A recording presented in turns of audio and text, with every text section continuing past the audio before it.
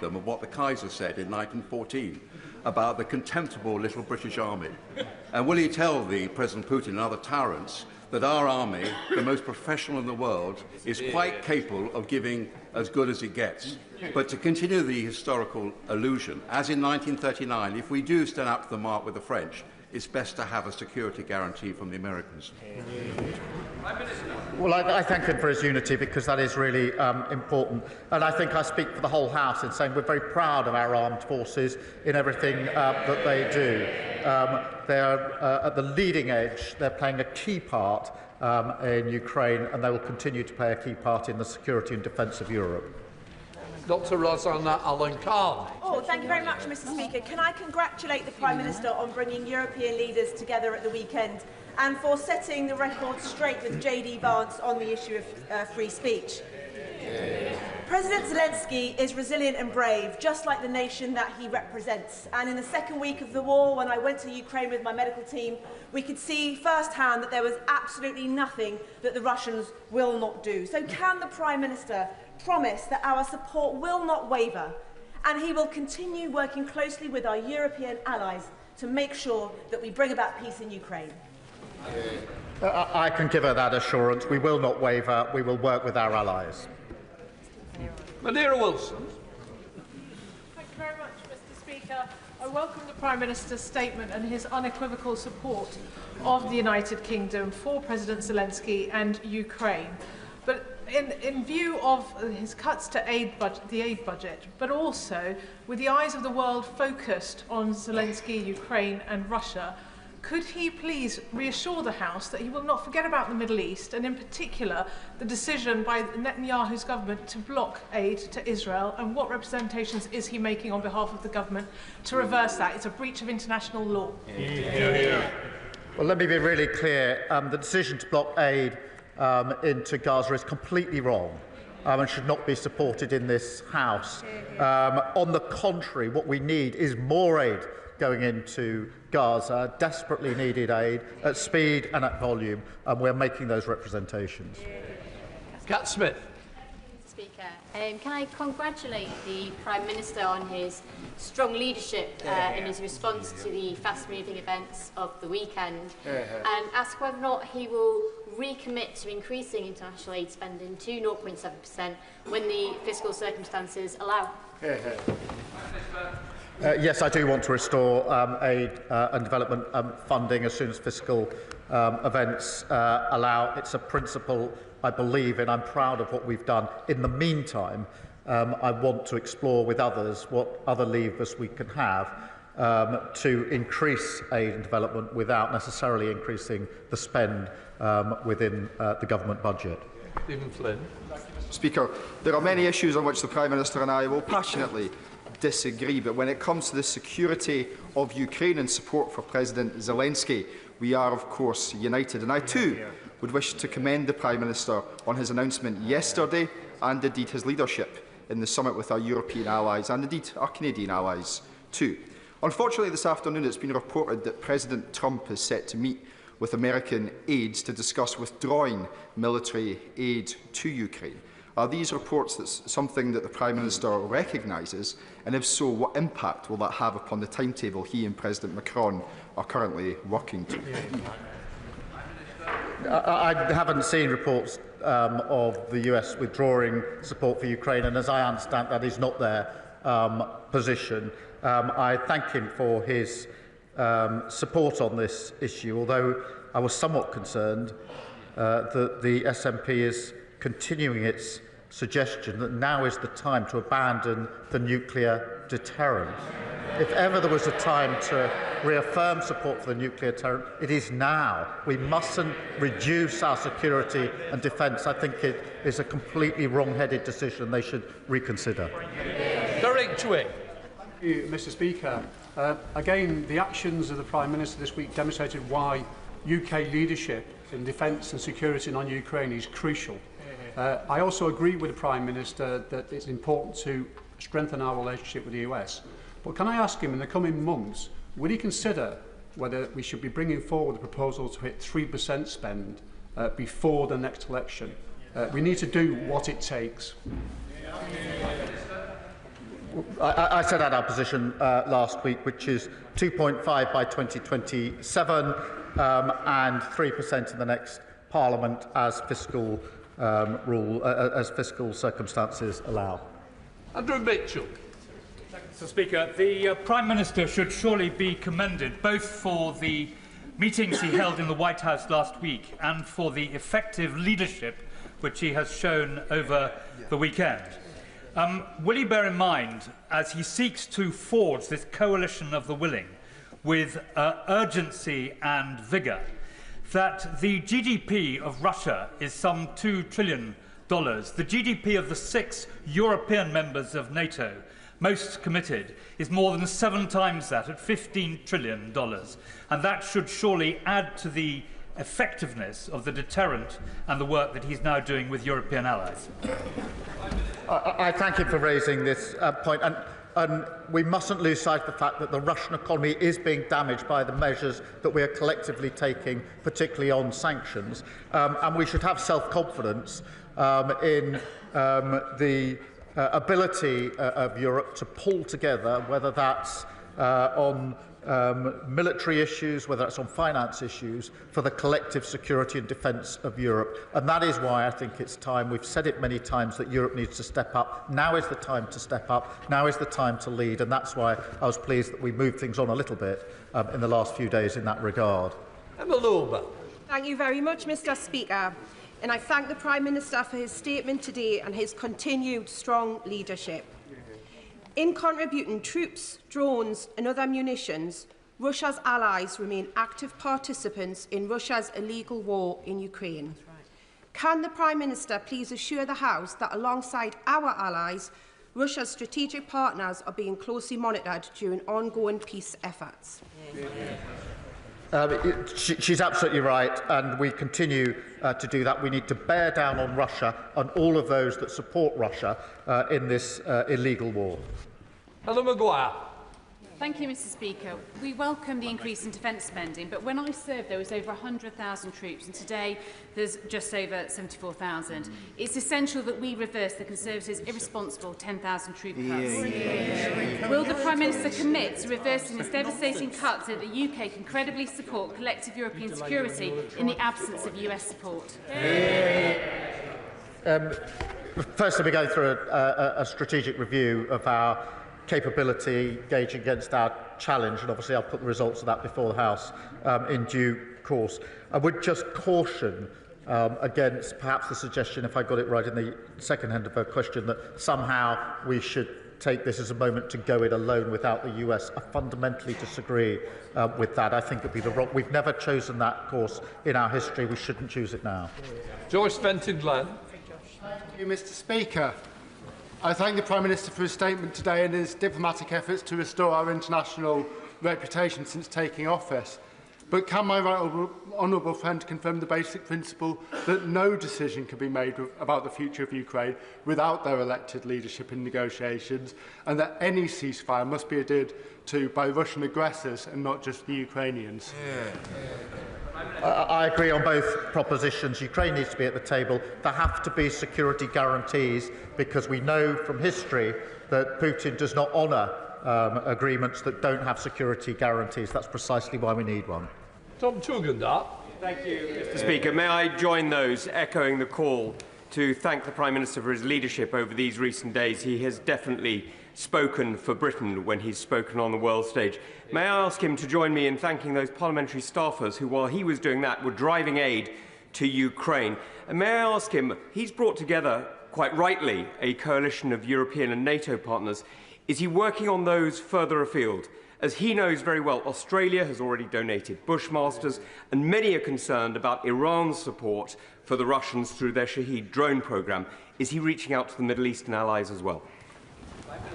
Can I first thank the parliamentary staffers who've done such significant and important work. On his important question about reaching out beyond Europe, I agree with him. We are doing that. This needs to be as broad a coalition as we can put together with different capabilities, each country making whichever contribution is the most significant from their point of view. And I thank him for his support and over the weekend. Burrigan. The Prime Minister deserves plaudits for the skillful way in which he has handled his visit to Washington last week, as he does for the resolve that he's shown to stand against Russia's illegal invasion of the sovereign state of Ukraine.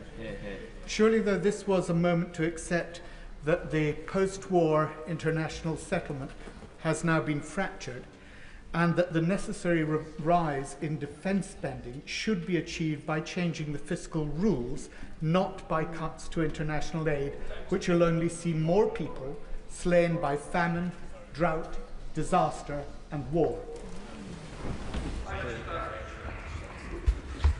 The reason that we will not change the fiscal rules is that we need economic stability. We experienced economic instability only a few years ago under Liz Truss. The loss to our aid budget and all budgets would be far more profound if we go back to instability, and I'm not prepared to do it. Nigel Farage. Thank you. It may be a great irony that a Remainer Prime Minister used Brexit freedoms as effectively as he did yesterday. Indeed, as Number 10 briefed, we are now in a unique position compared to the rest of Europe, and yesterday was a triumph. I also applaud him making such positive words about President Trump and our relationship with America, even if nobody behind him agrees. But here's the key. President Zelensky has now accepted that he's going to sign the minerals agreement with America. And America's going to put in $100 billion or whatever it is, and thousands of Americans will be in Ukraine. Is that of itself enough of a security guarantee? No. Or does it mean that we need to send British troops? And if we do, given the size of our army, how many? The mineral deal is not enough on its own. But can I just remind him, Russia is the aggressor. Zelensky is a war leader whose country has been invaded. And we should all be supporting him and not fawning over Putin. Joanna Baxter. Thank you, Mr. Speaker. I welcome the Prime Minister's statement, and can I congratulate him on the excellent leadership he's shown on the international stage. Does my right honourable friend agree with me that for any lasting peace to be achieved in Ukraine, Russia must return the 19,546 children that they have stolen from Ukraine? Well, I thank her for raising this issue because this is absolutely crucial. It's a moral outrage that these children have been taken, and of course we must ensure their safe return, and that has to be part of any discussion, but she's quite right to raise it. We should do so more often. Sir Roger Gale. Mr. Speaker, the Leader of the Opposition has quite rightly and properly shown her support for the Prime Minister's position, and I hope that he'll take comfort from the fact that he has the support of at least these backbenches as well. Mr. Speaker, those of us who have had, in my case, through the Council of Europe, dealings with the Russians, know only too well that this administration, Putin's administration, cannot be trusted. And that security guarantees, therefore, are absolutely vital if we are to succeed in a peace agreement and not a surrender. A surrender would lead to the inevitable further extent of activities in Georgia and Moldova, and then possibly in the Baltic states as well. Is that not right? I agree with him completely. We know Putin's ambitions. We know that he's not a man to keep his word. We absolutely have to guard against those risks, which is why security guarantees have to go in relation to any deal that must be done. And we must be vigilant on all fronts in relation to Putin, because, as we know from our history, instability in Europe inevitably washes up on our shores. This is about our national security just as much as it's about the sovereignty of Ukraine. Oliver Ryan. Thank you, Mr. Speaker. Can I praise in the strongest possible terms the Prime Minister's strong and pitch-perfect leadership, particularly when it's come to the defence budget increase, and his statesmanship through this difficult time. He's spoken for the nation and indeed been the leader of the free world this past few days. While this negotiation is ongoing and Ukraine is still being bombarded, will he make sure that our partnership with Ukraine goes deeper, that they still get the drones, the planes, the arms that they need to make sure they can stay at the table while he's making his deal? He makes a very good point, which is peace through strength. It is vitally important that Ukraine's put in the strongest possible position to fight on if necessary. There may not be a deal, or to be in the strongest position to negotiate if there are negotiations. On both fronts, we mustn't let up. On the contrary, we should double down and provide more support. Sammy Wilson. Speaker, on behalf of my party, I also congratulate the Prime Minister on the work that he has done this week, both in America and here in the United Kingdom. He has made a commitment to putting support to Ukraine for defend any peace agreement. But given the state of our armed forces and the overstretched nature of those forces, how sure is he that he can deliver on that commitment? And does he not agree that there needs to be a continued role for America in the defence of democracy against terrorising tyrants? Well, I thank you for his question and for his support. I do have confidence that we have the necessary capability. I don't take these considerations lightly. He's absolutely right that we should do this in conjunction with the US, working in the way that we have for many decades now that has ensured peace here and in Europe. We should continue to work in that way. Muraz, Mr. Speaker. I'd like to thank the Prime Minister's careful and considerate leadership this weekend. Does he agree with me that Putin will feast on Western division, and the only people smiling on Saturday were people in Moscow, Tehran and Tbilisi, and that at this delicate moment it is vitally important that every corner of this House continues to show the united front that the country expects and the House has shown over the last 3 years? I agree with him. Putin does feast on division, and when I was leader of the opposition, amongst the reasons I supported the then government was because Putin would have been the only winner if there was division in this House, and that's why I commend the leader of the opposition, the party opposite, for continuing that unity, because it demonstrates to Putin that we're a united House on this issue. Sir Bernard. Thank you, Mr. Speaker. Can I just point out that President J.D. Vance seems to be in favour of free speech, but not free nations. Yeah. And isn't don't we also have to point out what others are saying is there is no history of Vladimir Putin proving a trustworthy treaty maker, and that there can be no security, there is no path to a peace in Ukraine that is secure without the engagement of the Americans, the failure of their support risking a wider war in Europe that would inevitably draw them in. Can we quietly and diplomatically keep making those points to the White House so that we have a chance of peace in our continent? Well, he's quite right. The history is that Putin is untrustworthy. That is why the Ukrainians are so concerned that there should be a security guarantee in relation to any deal. They've been here before. They've seen the credibility of his word. They know he's untrustworthy. That is why they're so concerned. We share their concern. We're working with them. He's quite right that we need the US to be working alongside us and with us in the way we have done for decades to ensure the security and defence of Europe. And I will continue to ensure I can do everything I can to ensure that that arrangement that has proved so successful, the alliance that is NATO, the most successful, important alliance we've ever had, continues and goes from strength to strength. Calvin Bailey. Thank you, Mr. Speaker. The Prime Minister has our gratitude for steering a very difficult path over recent days, and I welcome his statement earlier.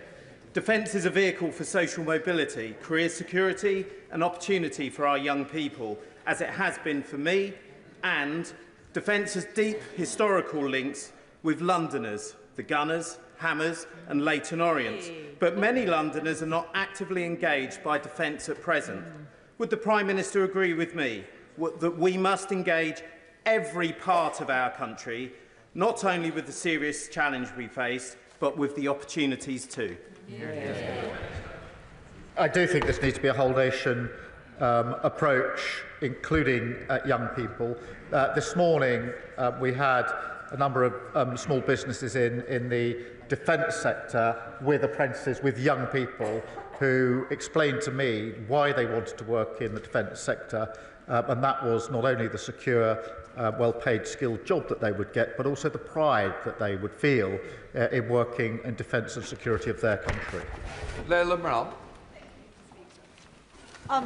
Following that question before me, actually the opportunities are not just for defence, they're also for the NHS.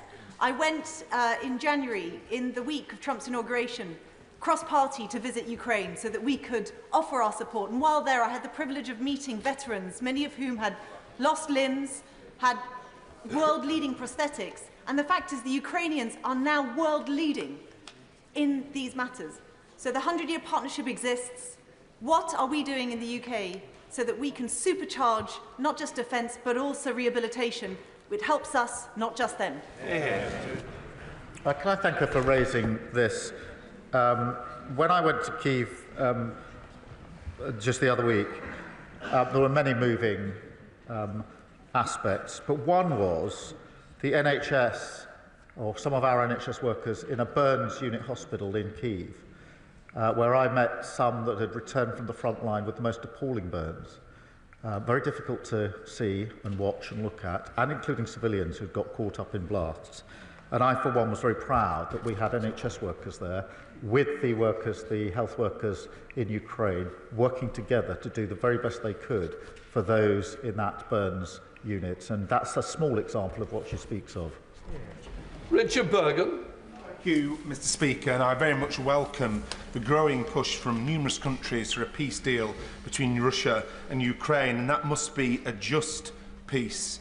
Too many lives have already been lost following Putin's illegal and brutal invasion. But I am alarmed by the issue of deploying British troops on the ground in Ukraine and British military planes in the skies over Ukraine, because there's no getting away from the fact that would risk our country coming into a direct military conflict with a nuclear-armed Russia, and the consequences for millions of people in our country and across Europe of such war and nuclear conflict really don't bear thinking about. So given the enormity of such a decision, will the Prime Minister commit to ensuring a vote in the House of Commons before any such deployment, in keeping with the important principles of our parliamentary democracy? The risk to our country is if we do not fight for the peace. My position on sustained deployment of our troops is that this House would, of course, want to discuss that and vote on that, but we're nowhere near that stage at the moment. Sir Julian Lewis. Thank you, Mr. Speaker. The Prime Minister's very capable defence ministerial team will have told him that even were he to be able to accelerate investment and expenditure on defence more rapidly than has already been outlined, there would be a considerable time lag, given the complexity of modern equipment, before industrial output could be ramped up. So when he talks about, as he did, intensifying planning, will he include the creation of a defence industrial expansion unit in the machinery that is setting up now, so that as resources become available, the output of military equipment can be at the fastest possible rate? I thank him for his question. We already have a unit working on rapid deployment and procurement in relation to Ukraine, and of course that and other aspects need to be ramped up. Rosie White. Speaker, the Prime Minister has shown an unwavering commitment to Ukraine this weekend, and I stand with him in that. Will the Prime Minister reiterate this government's support for Ukraine's sovereignty and our commitment to work with our allies both in the US and Europe so that we are in the best position possible to work towards a lasting peace? Well, I thank you for a question, and I agree with the sentiment. We will work with our allies and with the US towards the security and defence of Europe. Dame Harriet Bowen. Thank you, Mr. Speaker, and can I thank the Prime Minister for his statement, but also for the hard yards that he is putting in at the moment for our national security. May I suggest another angle that the House would appreciate an update on, and that is last year the Treasury Committee did an inquiry into Russian sanctions. We received evidence that Russian hydrocarbons are still ending up in the UK. So could he explore the idea of improving our national security by making sure that the oil and gas that we consume in this country comes predominantly from this country? She's right, and our energy independence is hugely important, and I think the last 3 years have shown that we're far too exposed. And on the question of the sanctions and hydrocarbons, obviously we'll look closely at it. Louise Jones. The beautiful weather at the weekend brought with it the promise of spring and hope, and I hope the PM got at least 2 minutes outside to enjoy it. But I'm afraid the same weather in Ukraine would be greeted with dread by the soldiers on the front line, who know that the improving weather will bring an intensification of war. Will the Prime Minister commit to ensure that the SDR takes into account his commitments, so that we can ensure that there is an excellent security guarantee that ensures that Ukraine can once again greet the spring with hope? Well, she's right about the impact of the weather on the conflict in Ukraine. I have to say I'm always struck by the resilience of the Ukrainians, both on the front line but within their civilian population. After 3 years of long conflict, their resilience is humbling. Adrian Ramsey. Thank you, Madam Deputy Speaker. On behalf of the Green Party, can I welcome the Prime Minister's strong support for Ukraine, his work for peace, and his commitment that there should be no decisions about Ukraine without Ukraine. But given the scenes that we saw in the Oval Office on Friday, which people across the country will be aghast at, given the bullying tactics of President Trump and the fact that Trump clearly views this as a business opportunity, how will the Prime Minister ensure that the interests of Ukraine remain front and centre of the peace deals? By picking up the phone to President Trump and President Zelensky and making sure that we can focus on what matters most, which is lasting peace in Ukraine. Nashaba Khan. Thank you, Madam Deputy Speaker. The Prime Minister rightly reaffirms our commitment to our national security. And while it is regrettable that the foreign aid and the soft power that goes with it will for a time being see a reduction, does the Prime Minister agree that without the necessary hard power to back what we say on the world stage, the impact of our international aid would be diminished in any case? And can he outline how increased investment in defence strengthens both our armed forces and our ability to support Ukraine effectively? Well, I agree with her on the points she makes, in particular our ability to support Ukraine in a number of different ways, but it is important that we take these steps. Jeremy Hunt. Thank you, Madam President. I also strongly support the considered approach the Prime Minister is taking to dealing with a powerful US President with whom we might not always agree, but with whom we can and must work very closely.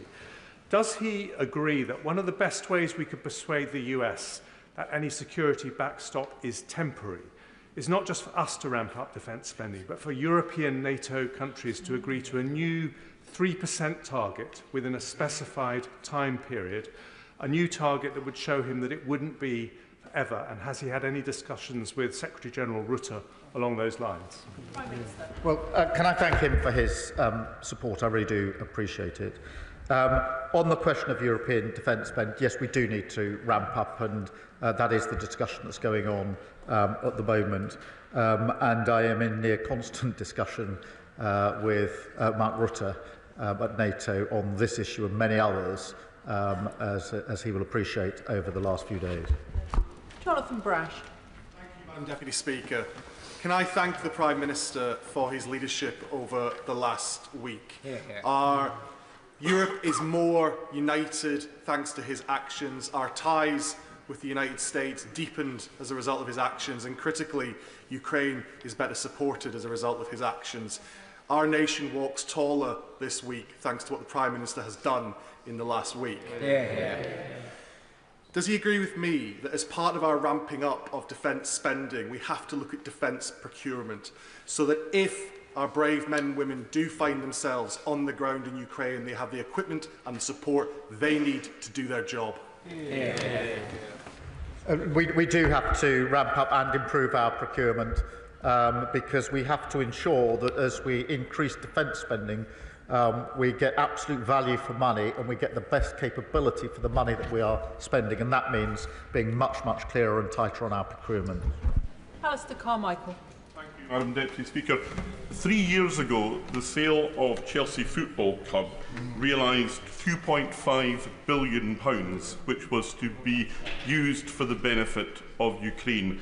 But today, that money remains frozen, and as Lyra Nightingale of Redress was saying this morning, there is a total lack of transparency about who has it and when it is going to be released. So can the Prime Minister tell the House when that money will be released for the purpose that it was intended, the people of Ukraine? Well, the whole issue of assets and frozen assets is something that is on the one hand complicated, but I agree with the sentiment across the House that it's time to look at what options might be available. I don't think we should do that on our own. I think that needs to be done in conjunction with other countries, but it is fiendishly complicated, which is why it hasn't been done so far. Gordon McKee. Thank you. Not for a long time has the British Prime Minister been so important on the world stage, and the Prime Minister rightly deserves the support of the whole House for that. Now, to protect our security, we've got to make use of our incredible technology, but often government procurement doesn't work for rapidly growing start-ups. So can the Prime Minister tell me, will the Defence Industrial Review look at how we improve procurement so that we can make our technological advantage count? Yes, we will. And today we announced a new unit and targets for small and medium enterprises, and I was very pleased to be able to welcome some of them to Downing Street earlier on today. Andrew Murison. Madam Deputy Speaker, I have the honour and privilege of representing a very large number of servicemen and servicewomen and their families, and they will be looking at this very anxiously indeed. Whilst they always stand ready to do their duty, would the Prime Minister agree with me that it would be utter folly if the United Kingdom or France or Norway or Canada sent their sons and daughters into harm's way without all necessary security guarantees from the United States? I do agree with him, and that's why I'm working so hard on security guarantees that are worthy of the name. That is forward-leaning European element, but with a US backstop, US backing, which is vital if it's to act as a guarantee. And of course, that's uppermost in my mind. Gregor Poynton. Madam Deputy Speaker, I'd like to thank the Prime Minister for his statement and the leadership he's showing at this moment of uncertainty. I think the quality of the contributions from right across the House today is on this Parliament and this country rising to meet the moment. That's why it was so disappointing, but perhaps not surprising, the Westminster leader of the SNP chose this weekend to make such juvenile and childish statements.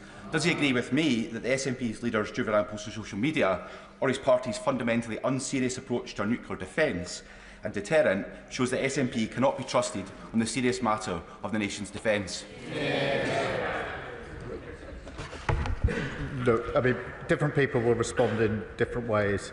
Some will take to the keyboard as warriors. I picked up the phone to world leaders to try and resolve the situation. Liz Saville-Roberts. Working together with our European partners is essential for security, stability and peace.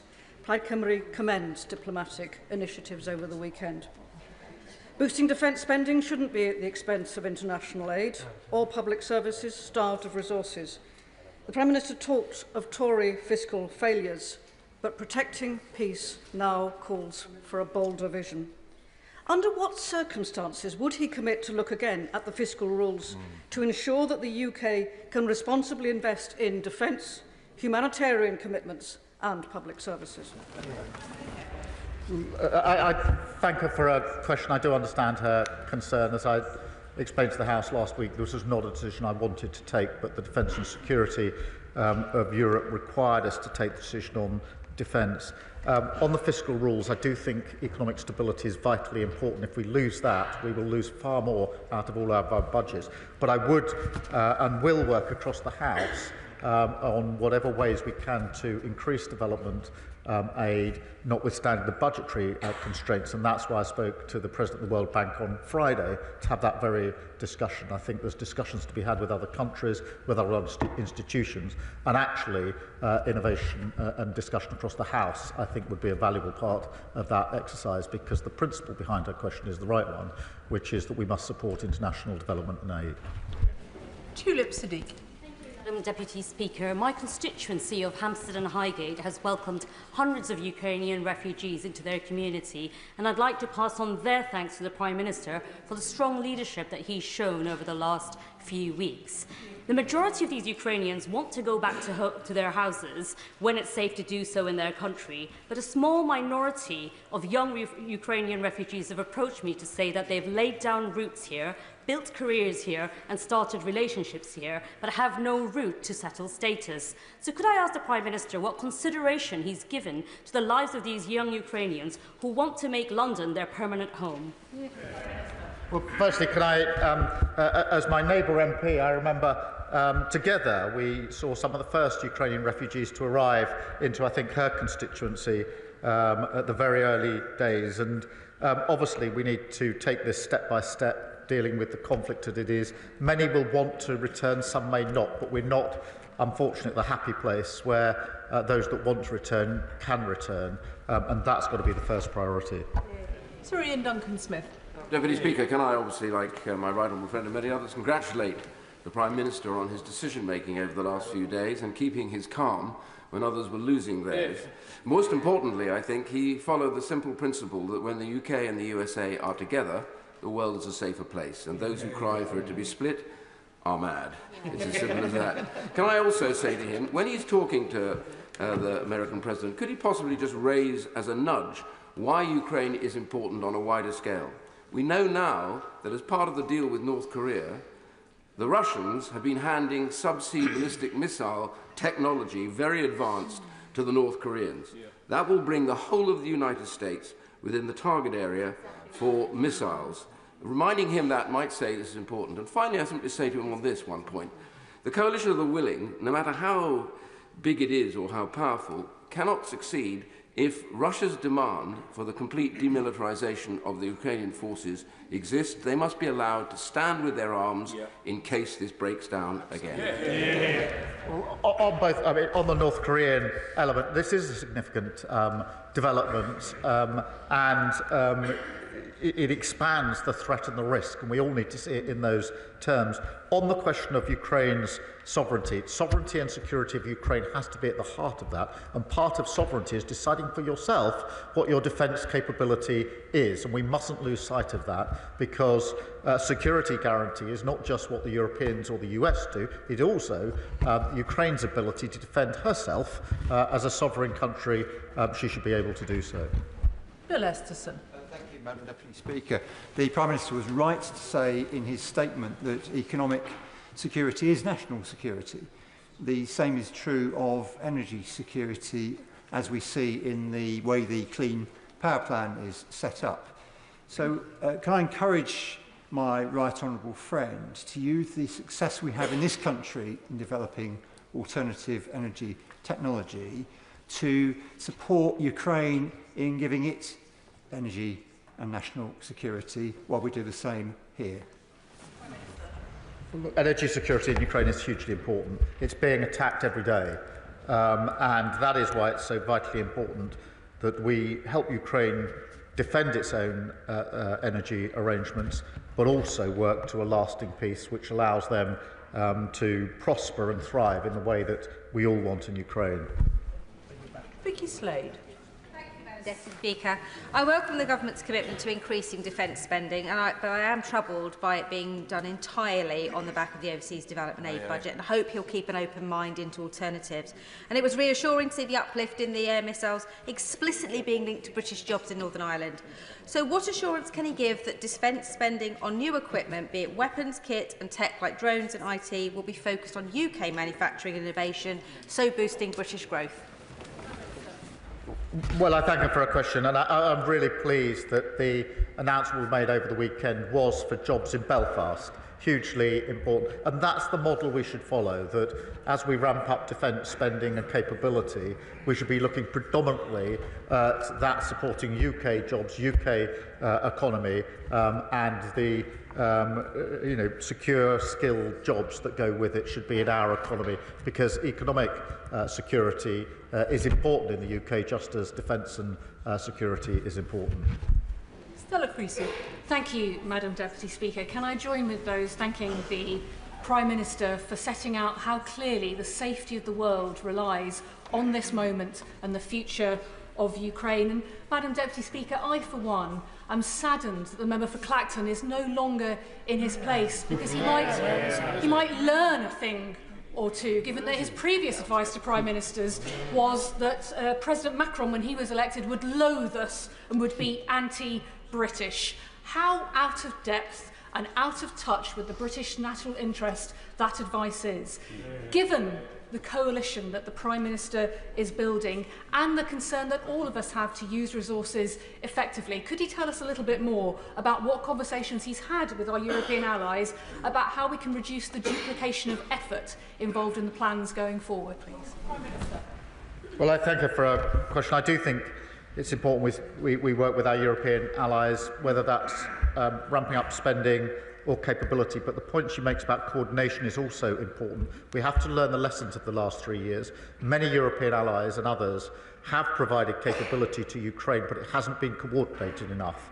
And our collective security and defence, to my mind, requires that we coordinate our efforts much more closely as well. Sir John Whittingdale. Thank you, Madam Deputy Speaker. Does the Prime Minister share my concern and sadness that any settlement appears to involve acceptance of the Russian occupation of parts of the sovereign territory of Ukraine? And will he recognise that the Baltic nations will now feel even more exposed? And while I welcome his telephone conversations with the leaders at the weekend, can he give an assurance that they will be at the table for any future discussions of European security? On the question of territory, obviously there's discussions to come, but I take the tenor of what he says. On the Baltic states, I mean, he's right. I was over at the Jeff meeting in Estonia just before Christmas to have discussions with them. I've been to the front line in Estonia twice now, where we've got British troops. They feel very immediately the threat for very obvious reasons. I spoke to them yesterday morning at some length, and I assured them that we need to look at the configuration again when we have meetings of European and other allies to make sure the Baltic states are properly represented, because for them the threat is very, very clear and very, very near. David Burton-Sampson. Thank you, Madam Deputy Speaker, and I thank the Prime Minister for his statement and his outstanding global leadership that he's showing on this issue. I too have returned from Ukraine last week after 5 days, and the one consistent message the Ukrainian people I met gave me, from residents to soldiers to businesses to politicians, was their immense gratitude for the leadership and support that the UK have shown since day one of this illegal war. Does the Prime Minister agree with me that now is the time that we remain resolute as a House for the sake of the Ukrainian people, and that our 100-year partnership between our two countries is now more important than ever? Yeah. The 100-year partnership signals the depth of our relationship. I too have heard those thanks for leadership, and I think it's right that I paid tribute to the party opposite for the leadership that they showed from the very beginning of this conflict, which I was able to follow as leader of the opposition. George Freeman. Thank you, Madam Deputy Speaker. Could I add my voice to those congratulating the Prime Minister on the way he's conducted the last week and the policy, which I think enjoys, if not unanimous, largely unanimous support in this House. I gently point out to the member for Clacton, our enemies watch this chamber, and speaking with one voice is very important, and I congratulate also the Leader of the Opposition.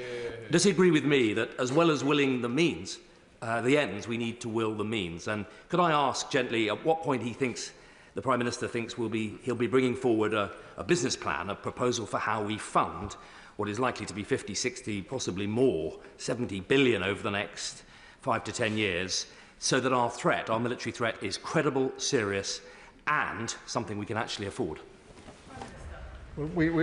As soon as we've got any details around plans, I will bring them to the House with the details so they can be fully discussed, because this needs to be not just a short-term response, but a much longer-term assessment of how we ensure that Europe is kept safe and secure.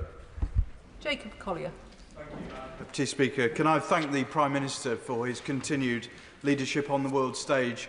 And these past few days, I've felt particularly proud to be British, so can I thank him for that? The government is rightly already using frozen Russian assets to fund Ukraine's defence and reconstruction. But can I ask the Prime Minister what further actions are being considered to ensure that Russia pays the full financial cost of its illegal invasion?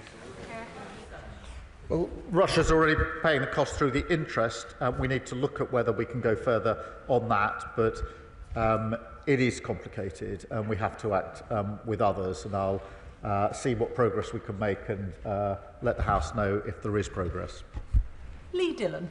Thank you, Madam Deputy Speaker. I too had the honour of being in Ukraine for the 3rd anniversary, and as other honourable members have said, whether it was communities, military personnel or Ukrainian politicians, the gratitude expressed to our nation to stand strong with the Ukrainians was clear to see. Before going to Ukraine, I held a round table in my constituency of Newbury, and Ukrainians who are here, Prime Minister, are clear on the thankfulness for being given safety, but also the need for the visa schemes to be amended so that children can finish their education and that they can meaningfully secure employment without having time-limited visas. So will the government review that to make sure that we stand with Ukrainians here in the UK as well as those in their home country? Well, we'll take the points you make into consideration. Obviously, the immediate situation confronting us is the question of how we settle the peace, but he's right to raise these other concerns. James Frith. Thank you, Madam Deputy Speaker. Can I add my voice to those around the country that have said how proud they are of our British Prime Minister and indeed how proud they are to be British. He has led from the front, and I hope very much in the years, months and the weeks to come, I should say, that he will hold that in mind and strengthen his resolve as we move forward. He has already made reference to one of the priorities that Stefan Harhe, the chair of Berry's Ukrainian Association, raised with me on the release of the 20,000 children who have been kidnapped, forcibly removed and forcibly placed into Russia. Will he commit to getting their release and updating the House on a frequent basis as to our achievements to this end? Thank you. Yes, of course, it's a really important issue and it shouldn't be overlooked as we discuss the very many issues here. This is a moral outrage, and I think I speak for the whole House in saying that. Graham Stewart. Deputy Speaker, may I too congratulate the Prime Minister on his composure and leadership. But as his honourable friend, the member for Widnes and Halewood, said, we've got to ensure that we have the resources in place to tackle this. The whole of Western Europe is in the same position of being in a difficult financial position and a demographic position. So will he look again at finding the means to deliver our promises, because his leadership and his rhetoric has been fantastic. But going forward, we're going to need the hard power to back it up. He's right, and that's why the conversation over the weekend has been about the specific issue of a security guarantee in Ukraine, but also, and importantly, the wider issue as to how Europe steps up more generally in its own defence, in spending in capability and coordination, and that's an important part of the discussion. We shouldn't just focus on the question of the security guarantees. They're part of the argument, but they're not the whole argument. Alan Strickland. Thank you, Madam Deputy Speaker. And can I thank the Prime Minister in these incredibly difficult times for the strong leadership he is showing. Would he agree with me that one of the many things that's become clear in recent months is that the security of Britain rests on a secure Europe? A secure Europe relies on peace in Ukraine, and peace in Ukraine requires a unified stance against Russian aggression. So would the Prime Minister agree that as free peoples in the UK, Europe, America and our allies, we must stand firm, we must stand together. We must show that democracy will be defended and tyranny will not be tolerated. Prime Minister. Well, I agree with all of that, and I think the House agrees with it too. Jim Allister. Madam Deputy Speaker, can I note with great appreciation the order for Thalas in Belfast? Yes. With Europe collectively being a long way short of self-sufficiency in defence, and with Putin more than likely to seek to exploit that deficiency, do the security guarantees that are required from the US effectively equate to those that would arise under Article 5 of NATO? Is that the order of what we're talking about? Prime Minister. Look, NATO membership is a form of guarantee. Article 5 is a form of guarantee. I think there are different ways in which the guarantee can be put in place. But what is important is that they are effective and that those in Europe that are leading on this do it in conjunction with the US so that Putin knows the severe risk that he takes if he breaches any deal that may be arrived at. Nadia Whittam. Thank you, Madam Deputy Speaker. I also want to commend the Prime Minister for the way that he received President Zelensky after the disgraceful bully boy tactics from President Trump and Vice President Vance, and for his continued support for Ukraine. As the Ukraine Solidarity Campaign highlighted, increased military spending overall is not necessarily the same as increased military aid to Ukraine. Can the Prime Minister set out how much of this increased military spending will specifically be used to re-equip Ukraine? And is he not concerned that cutting the international aid budget risks both increasing global instability and undermining support for Ukraine, both here at home and internationally? Prime Minister. Well, we're stepping up our support for Ukraine, both in military aid and in other ways. In relation to the decision that I had to take last week, the security and safety and defence of Europe has to come first, but I'm absolutely committed to doing what we can to increasing the aid and development that we're able to provide, which is why I'll look at the priorities and work with others on other ways to leverage the support that we might be able to put in place. Sir Alex Shelbrooke. Thank you, Madam Deputy Speaker. May I also congratulate the Prime Minister on the leadership he's shown this weekend. It is in the best traditions of British Prime Ministers dealing with the United States, dealing with Europe, notably also when we were in the EU we were able to do that. But can I press the Prime Minister on coming up the Hague summit for NATO leaders in June, where when the Honourable Member for Widnes and Halewood and I were at the North Atlantic Council in the February recess, it was made clear that they would bring forward the plans that would be needed to defend Europe. And so can I ask that he uses his leadership, that if we suddenly have to spend more money, he's in a position where he'll keep an open mind on that so he can persuade all the other leaders they also have to do that. Prime Minister. Well, I thank him for that, and one of the principles I've held in mind over recent days in particular is making sure that what we do is coordinated with NATO, as it must be. We are deployed in different countries, as he knows, already, and that's why I'm in such close contact with the Secretary-General, Mark Rutte, on a near constant basis. Graham Downey. Madam Deputy Speaker, can I thank the Prime Minister for his statement and indeed his stamina in all the meetings over the weekend, not the least for coming to this House for an extra hour and a half and counting this afternoon to keep this House informed. As with other members from across the House, I took part in the trip to Ukraine for the 3rd anniversary last week. Does the Prime Minister agree with me that while the cross-party consensus on Ukraine is welcome, including from the SNP, does he agree with me that the SNP Scottish Government must take action to support businesses in Scotland to make sure that they can benefit from the increase in defence spending and is able to continue to contribute to the security of the United Kingdom and our allies in Ukraine? Prime Minister. Well, I agree with that principle. I do think that the increase in defence spending is a duty but also an opportunity across the United Kingdom for good, well-paid, skilled jobs in many businesses. Richard Ford. Thank you, Madam Deputy Speaker. It was very welcome to hear the Prime Minister acknowledge the contribution of Canada to Ukraine's self-defence and its status as a vital ally for the UK.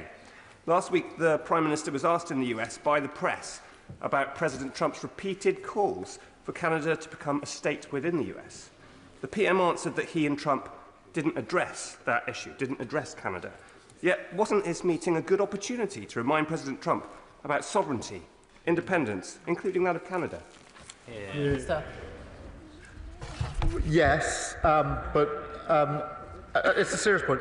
In the time we had available, I was most anxious to discuss the question of security guarantees, and that's why I devoted the vast amount of time I had there. But on the question of Canada, I think we should be absolutely clear. Canada is a vital ally to the United Kingdom, to the Commonwealth, and has played a leading part in relation to Ukraine, not least on the vital training that they have provided. And we should be very proud of what the Canadians have done.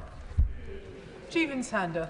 Madam Deputy Speaker, I'd like to put on record my thanks indeed. I know the entire House thanks the Prime Minister for the leadership he has shown over the weekend, and in particular as well in his statement today talking about stepping up the pressure, the economic pressure on Russia. Now, as things stand, we know that Russia is circumventing the oil price cap. It's being sold above $60, around $190 billion flowing to Putin from his oil sales last year. And we in this country, in London, are in a unique position to enforce that cap because we know that the insurance that those tankers depend upon is written within London. So can I ask the Prime Minister to assure us that he will strengthen the oil price cap as much as possible, and may I request a meeting with the Minister to discuss how we can strengthen it in more detail? Prime Minister. Well, I thank him for his question. He's right. We do need to take further measures, and that's why we've taken specific sanctions against the shadow fleet and oil producers to tackle this very issue. David Reid. Thank you, Madam Deputy Speaker. And credit where credit is due, and I commend the Prime Minister for the leadership that he's shown over this past week. Many members across this House will understand the range of emotions that are felt before deploying on global operations. So would the Prime Minister please give a message to our brave men and women from across our armed forces that are mentally preparing to deploy to Ukraine? Prime Minister. The message would be thank you for everything you do, and we support you in everything that we do. Josh Dean. Thank you, Madam Deputy Speaker. And can I thank the Prime Minister for his leadership on what is the defining moral issue of our time. There is no end of support for the Ukrainian people in Hertford and Stortford, but it has been an incredibly difficult time for those Ukrainian families who have found safety in our community. Will the Prime Minister take this opportunity to directly reassure the Ukrainian community in my constituency of his commitment to work with international allies to end Russia's illegal invasion and bring a just and lasting peace to Ukraine? Minister. Yes, I will, and I know that the Ukrainian communities here in the United Kingdom are extremely anxious, particularly so in the last few days, and speaking myself to some of them, particularly those that have come from areas that are occupied by Russia. They're extremely concerned about the ongoing situation. Lisa Smart. Thank you very much, Madam Deputy Speaker. I very much agree with the Prime Minister's remarks about the steadfast support for Ukraine across the United Kingdom. And if my inbox over the weekend is anything to go by, my Hazel Grove constituents agree with me too. I also agreed with the comments from the Foreign Secretary last week about the need to move from freezing to seizing Russian assets, the principle, not just the interest. The Prime Minister remarked that this was a complicated issue, and anybody sensible would absolutely agree with him. What efforts is he taking with ministerial colleagues and others to simplify this issue so that we can strengthen the hand of our brave Ukrainian allies? Prime Minister. Well, we are doing what we can. I think this, it's not just something within the UK. Frankly, it's something that came up yesterday in the discussions. If there is any possibility of going further, and I don't know whether there is, then it's going to have to be done with other countries at the same time. I don't want to get ahead of myself because it may simply be too complicated and too risky, but certainly there's an appetite now to look more closely at the possibilities of looking at these assets. John Slinger. Thank you, Madam Deputy Speaker. At the weekend, a Ukrainian constituent said to me, "As the bombs fell on my city last night, one thing remains unchanged. No one here wants a peace built on surrender or at the cost of dignity. So to those who stand with us, not just in words but in truth, thank you." Does the Prime Minister agree that strong diplomacy, such as his, that encourages friends to defend our values, Ukraine and the international rules-based system, is in the permanent interest of the UK, Europe, the United States and the wider world, and that it honours our Ukrainian friends who have sacrificed so much?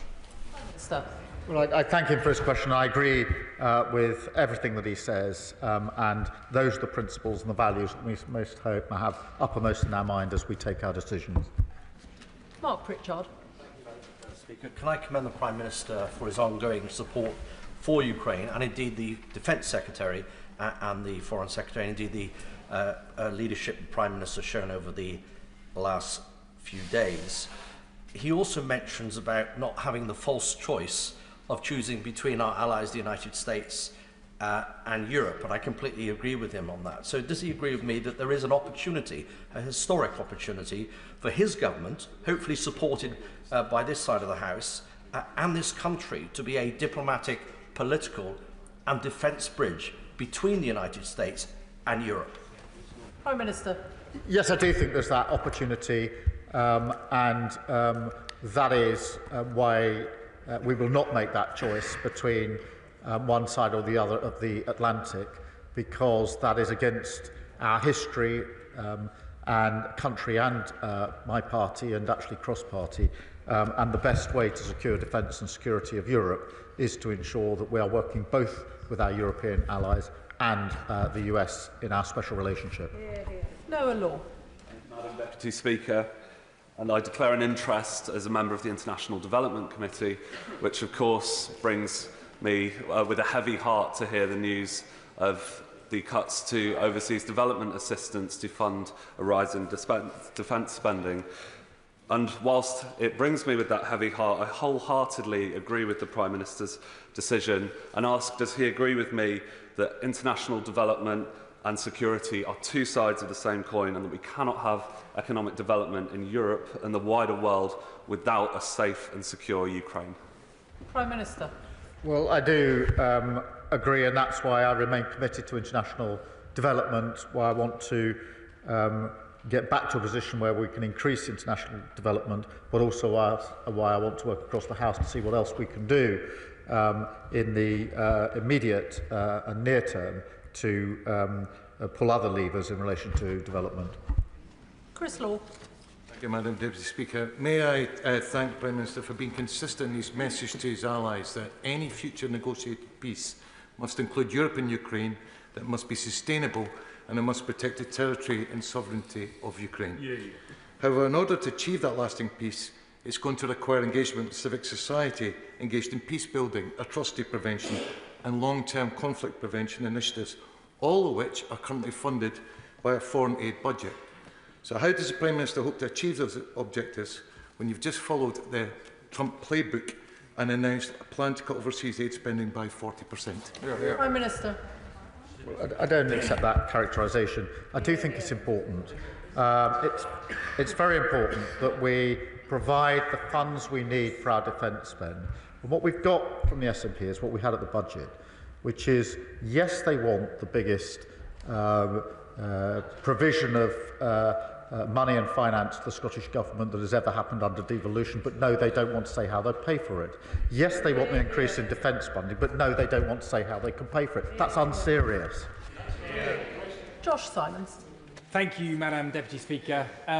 In recent months, the party opposite, who apparently lack the stamina that the Prime Minister displayed over the weekend, have confidently and repeatedly pronounced to the Prime Minister what the United States President will and won't do, all of which has turned out to be bluff and bluster. So does the Prime Minister agree that it is the UK government that has the best intelligence to support the UK national interest, and that the UK national interest would be better served with a bit less bluff and bluster and a bit more optimism about what this great country can do to lead to make our world and our people more secure? Prime Minister. Well, I agree with that. And look, I'm proud of the fact that as a country, over many, many decades and throughout our history, we've always stepped up when it's been necessary to step up. It is now time again to do so. We will do so, and I'm really pleased that by and large we've got full support across the House at a time when we need to step up. Alberto Costa. Thank you, Madam Deputy Speaker. Over the last few days, the Prime Minister has really risen to the challenge, and it's right that most in this House have this afternoon commended him for being a statesman. In his statement, he said that the lasting peace must guarantee the sovereignty and security of Ukraine. Is this the Ukraine of pre-2014? Is it the Ukraine of pre-2022? Or is it the Ukraine currently under occupation from Russia? It's really important that our European allies and America, as well as Ukraine, send the right message to China, who will be looking at this very carefully. If they think that they can brutally invade Taiwan and secure a piece of territory there under some future security deal, that will not be good for anyone in the West. Will the Prime Minister bear that in mind?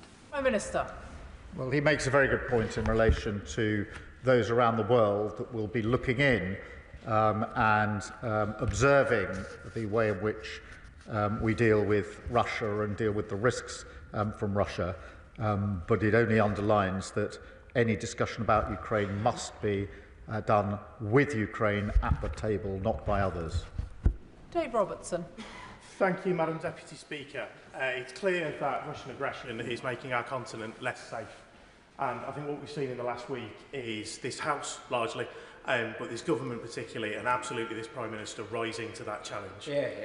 Can I ask my right honourable friend what steps he's going to take to ensure that our European allies also rise to that challenge and commit to spending 2.5% of their GDPs on defence? Prime Minister. We're working together to do what we can to ensure that all of our colleagues rise to this particular challenge. That is to do with capability, spending and coordination, and that's amongst the things we've been discussing quite intensively over this weekend. Luke Evans. The difference between decent and deceit may only be one letter, but it's the gap. The gap defines a man's character, and after what we saw on Friday, whatever the context of that meeting, when the Prime Minister next speaks to President Trump, will he remind him of this and make sure that decency is at the centre of any of those negotiations? Prime Minister. My absolute focus, I mean, look, nobody wanted to see what we saw on Friday. I don't think there's any dissent to that. But it is important that we pragmatically work forward to what matters most, which is lasting peace in Europe. And that is what conditions the approach that I've taken to this throughout the last few days. Andrew Lewin. Thank you, Madam Deputy Speaker. I want to thank the Prime Minister for his leadership and particularly the difficult but decisive decision to have that immediate increase in defence spending. But he said earlier from the dispatch box that the tough choices were not done, and he's absolutely right. And with a view to the future, I wonder if he's able to say a little bit more about this idea of a rearmament bank, and whether, whilst I appreciate this is only at conceptual stage, it's something that we could do together with our European allies, but also our friends in the Commonwealth as well. Minister. Look, I do think we should look at all options, and I think this is one of the options that should be taken very seriously, and that is what we're doing. It is important. Ben Maguire. Thank you, Madam Deputy Speaker. I commend the Prime Minister's efforts to galvanise Europe and make it clear Ukraine's security is Europe's security. Given President Trump's reluctance to support Ukraine, isn't it time the government brings forward emergency legislation to seize Russian assets, which can directly support the defence of Ukraine and its people? Minister. I think he's heard my answer on this. We are looking at what can be done, but it's complicated and it's got to be done if it's to be done with others. James Naish. Thank you, Madam Deputy Speaker. I spoke to dozens of people on the doorstep over the weekend who welcomed the significant steps that the Prime Minister has taken to protect Europe's borders and genuinely value his leadership on this extremely important matter, so I thank him on my constituents' behalf. The Prime Minister will be aware that over the past week, Russia has launched over 1,000 attack drones, nearly 1,300 aerial bombs and more than 20 missiles at Ukraine. Population centres continue to be targeted with the aim of killing Ukrainian civilians. Would he agree that strengthening Ukrainian air defences is pivotal, and welcome Lithuania's announcement last week that it will soon hand over RBS-70 short-range air defence systems to Ukraine? Prime Minister. Well, he makes a good point, and we should not lose sight of the fact that whilst we're discussing security guarantees and the like, Russia has been unrelenting in its attack on civilians, ramping it up whilst we talk of how to resolve this issue. And of course, we should do everything we can to assist them with their air defences.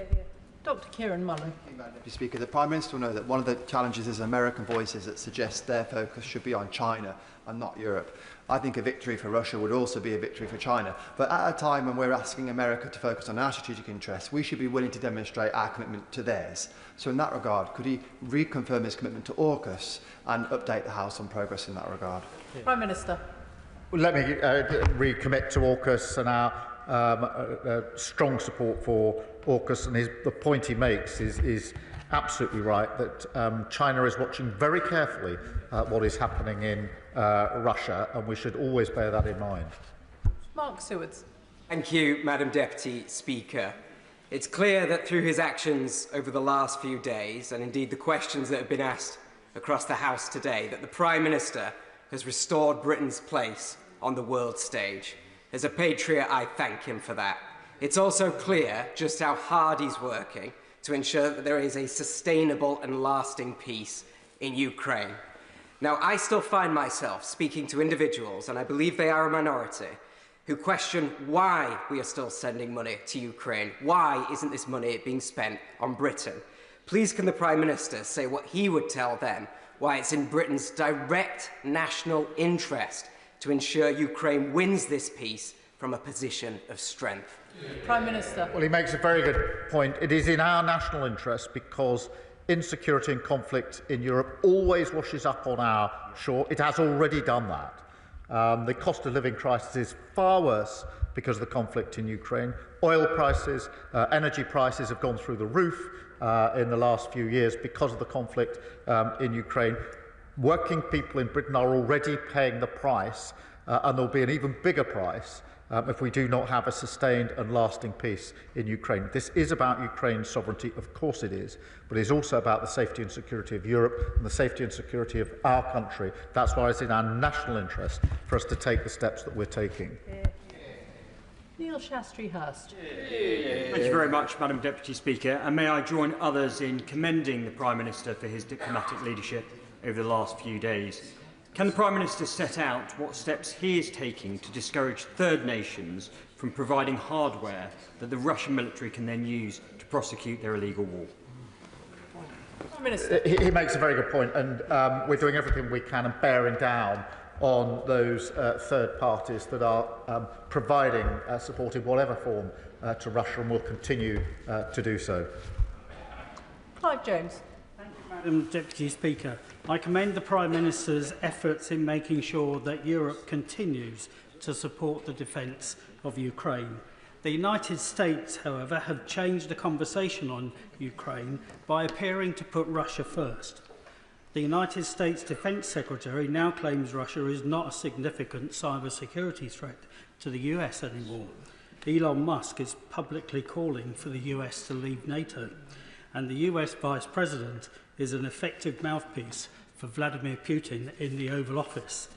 Considering all of this, does the Prime Minister think that ourselves and our European and our Commonwealth allies can keep President Trump on board until a fair settlement for all of the people of Ukraine is achieved?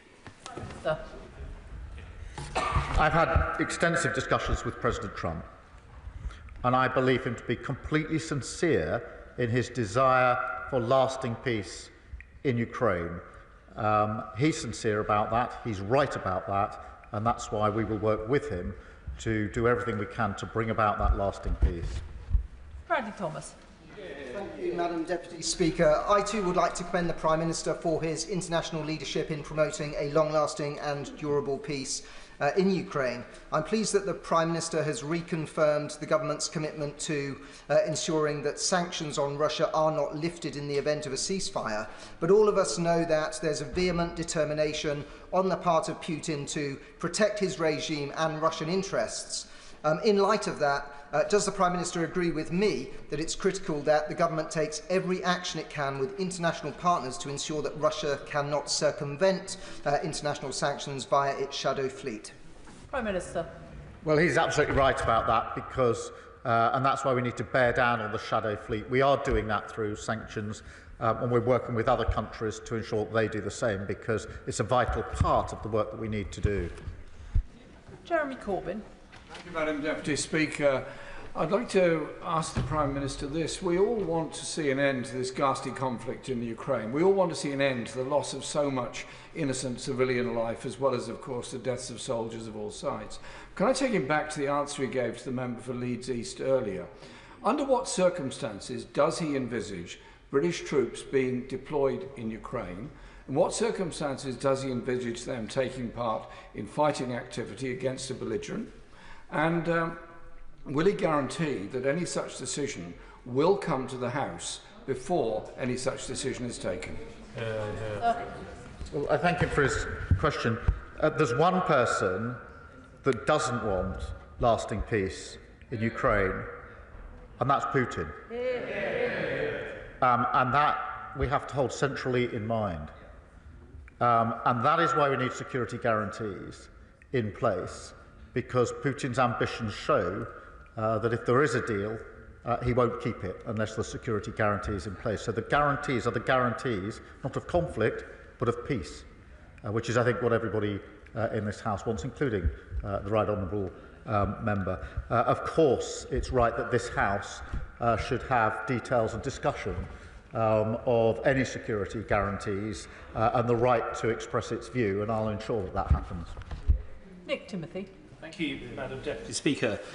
Earlier, the Prime Minister said Russia is a menace in our waters and in our skies, and this is obviously correct. Can he tell us which individual minister has overall responsibility for the security of our offshore infrastructure, such as wind farms in the North Sea? And given the vital importance of military tech and hardware, will he join me in condemning the idiotic divestment campaigns that seek to undermine our domestic defence manufacturing industries? Prime Minister. The security of our infrastructure, wherever it is, but including underwater, is the responsibility of the whole government. But most of all, it is my responsibility as Prime Minister to ensure the safety and security of our country and the threats to our country. They come in many forms, and I take that responsibility extremely seriously. Chris Coughlin. Thank you, Madam Deputy Speaker. US security guarantees for any peace agreement in Ukraine are, of course, highly desirable, but given that the US Defence Secretary appeared to explicitly rule them out, we must, of course, consider other scenarios, and they should not be a showstopper. With that in mind, European NATO GDP alone is 10 times the size of Russia, yet Russia spends $40 billion more annually on the war in Ukraine than Ukraine and her Western allies. So does the Prime Minister agree with me that if we were to close and exceed that gap today, perhaps by seizing the $300 billion in frozen Russian assets to do it, Ukraine would have a credible path to victory and a just peace? Prime Minister. On the question of security guarantees, it is important that the US and the UK teams are working together on this, and I take comfort from that and concentrate on that. I don't think that's highly desirable. I think it's essential, and that we should be putting everything into ensuring that that's the way that we move forward. On the question of the assets, he's heard my answer. I understand why he asks it, but it is a complicated question. Ben Obsijekti. Thank you, Madam Deputy Speaker. I too thank the Prime Minister for his support to President Zelensky yesterday, following the circus that was his meeting with President Trump and Vice President Vance in the Oval Office. But following the Prime Minister's discussions with President Trump last Thursday, can the Prime Minister provide assurance regarding the ongoing presence in this country of the USAFE at current levels, and give reassurance that the US's £500 million DIO investment in the European Infrastructure Consolidations Project's new Joint Intelligence Analysis Complex at RAF Molesworth, also the home of the NATO Intelligence Fusion Centre, will not be put in jeopardy given the change in European posture of the new US administration? Prime Minister.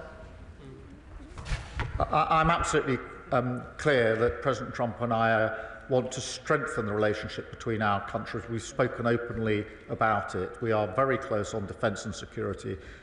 We both know that, and we both want to strengthen that alliance, and that is a good thing for both the United States and the United Kingdom. Robin Swan. Thank you very much, Madam Deputy Speaker, and can I thank the Prime Minister for his leadership over the weekend. In a statement, he talks about UK jobs, UK skills, UK finance pulling together for our national interest. So I can also welcome the announcement of the £1.6 billion investment in Thales and Belfast in regards to the procurement of those 5,000 air defence missiles, which will defend Ukraine, but will also defend our democracy.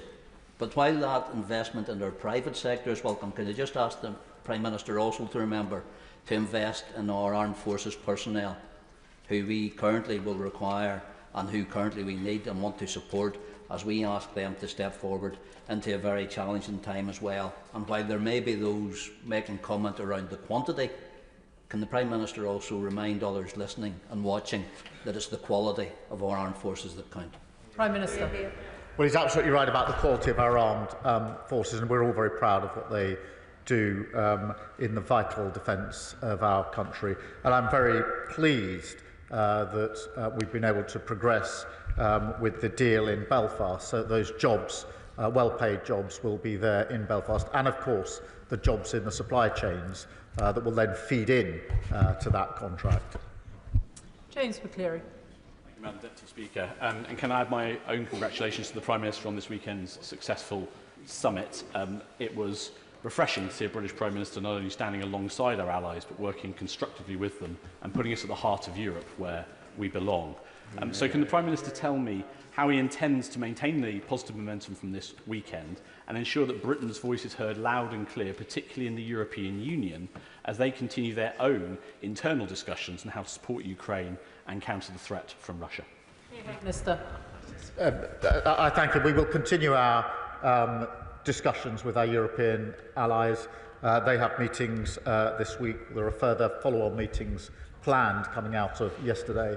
But obviously, as he will understand, between those meetings, we're in constant touch with each other about how we take forward the plans that we're working on. John Cooper. Thank you, Madam Deputy Speaker. Scottish soldiers could be on the ground in Ukraine within a year. That was the headline in the Herald newspaper this morning, based on quotes from First Minister John Swinney in answer to questions from the BBC. Notwithstanding that the British armed forces have many fine and gallant young Scots serving with them, can the Prime Minister confirm that the decision, the burden indeed, on deploying British troops anywhere sits with him and with this House, and not with a divisive First Minister at the head of a devolved administration? Prime Minister. Yes, and a good thing too, because I think the First Minister confirmed his view that we should weaken our defences by getting rid of the nuclear deterrent. What a good thing it is that the security and safety and defence of the whole of the United Kingdom rests with this government here. Callum Miller. Thank you, Madam Deputy Speaker. May I thank the Prime Minister for his statement and for his leadership. He will have heard the support of the Liberal Democrats and many across the House for his leadership in Europe and for correctly identifying Russia as the threat in this scenario. So I wonder if he shares my concern, having referred earlier to the Russian cyber threat to the NHS, amongst other things, that overnight US Defence Secretary Hesketh has announced the stepping back of US counter-cyber measures against Russia. Does the Prime Minister believe that this is a good choice by the Americans? I'm not going to provide a running commentary on American decisions, but on the point he makes, there have already been attacks, cyber attacks on our NHS, and we have to be vigilant to those attacks. The Russian threat is multifaceted, and everything pretty much is being weaponised, and that's why it's important that we make the link with what's happening in Ukraine back always to what's happening in our country. Tessa Munt. Thank you, Madam Deputy Speaker. Can I thank the Prime Minister for everything he has done over the last few days? It's admirable. Can the Prime Minister endeavour to ensure that we prioritise military spending on outcomes rather than strictly the amount of money that's spent? As the rush to avoid criticism of underspending very often means that cost effectiveness can be lost. And the budget from the defence and international aid should be viewed as a rolling average over several years rather than annually, so as to avoid the accounting gymnastics that might happen every March. Well, I thank her, and it is really important that as we spend more on defence, we make sure that we get value for the money that we're investing and the best capability, because she's right, it's the outcome in a sense that matters here, which is why the strategic review is going through the challenges that we face and the capabilities to make sure that they match up. But she's absolutely right about the need to make sure that there is value for money and we're getting the best we can in terms of the capability that we need. Andrew George. Deputy Speaker, I warmly congratulate the Prime Minister both for his actions and his leadership in recent days, and indeed his stamina here this afternoon. Apart from Putin's puppets who scampered from this chamber more than an hour ago, the rest of this House knows fully well that support for Ukraine is essential to maintain a rules-based world order. The question that we are all wrestling with politically is how we pay for it. Now, he said in his statement that we're at a crossroads in history and this is a new era. Surely in these circumstances it is a moment when the Prime Minister and the Chancellor maybe need to look again at the straitjacket of their fiscal rules and start taxing the wealthiest in this country rather than building this essential, important investment in defence on the backs of the poorest. Well, I thank him for his question. I do think it's really important that we are able to fully fund the increase in defence spending. We're able to explain where the money is coming from straight away. We need certainty and security in our economy, and we shouldn't lose sight of the fact that if we lose security in our economy, all of our budgets will be affected by that, and we will all be a lot poorer for it, which is why we've taken the approach that we have. Fiscal rules are important. We will stick to them. But we will look with others at innovative ways of ensuring that we can raise the necessary money as we go forward. Final question, Jim Shannon. Thank you, Madam Deputy Speaker. I've definitely got the strongest legs in this chamber. I've been bobbing up and down here for about 3 hours. Anyway, can I thank the Prime Minister very much for his statement and his leadership. As you will know, Madam Deputy Speaker, and everyone will know in this House, I'm very proud to be British. And this weekend, the United Kingdom of Great Britain and Northern Ireland are very proud of our Prime Minister for his stance, and I welcome that. And I wish to convey that to him from my constituents and from everywhere and everyone I've spoken to. Whilst as a party we welcome the contract for £1.6 billion to supply thousands of advanced air defence missiles to Ukraine, announced by the Prime Minister yesterday, and on the front pages of the papers in Northern Ireland today, the deal will also secure 200 new jobs for Talis as well. The Honourable Member for East Belfast wishes to thank the Prime Minister as well. The majority of the people who work in Talis live in my constituency of Strangford. According to the member for East Belfast, I'm very pleased with that. So this means extra work for my constituents and a few extra jobs. I welcome equally the very clear indication that we are standing firm in support of Ukraine as it battles against Russia. So will the Prime Minister please confirm that this support will seek to broker peace, but ensure that this is not until the right thing is done by the people of Ukraine, and this remains our foundational principle. Thank you. Prime Minister. Well, I thank him, and on the principles he's right, and I'm so pleased about the jobs in Northern Ireland. As for the bobbing, it was when I came here 10 years ago to see this sort of joint gym session that we go through in these debates, particularly long ones, is something to behold. But I suppose it does keep us all a bit fitter and a bit healthier, which has to be a good thing. Thank you. Can I thank the Prime Minister for his statement this afternoon? There'll just be a few moments so the front benches can swap over.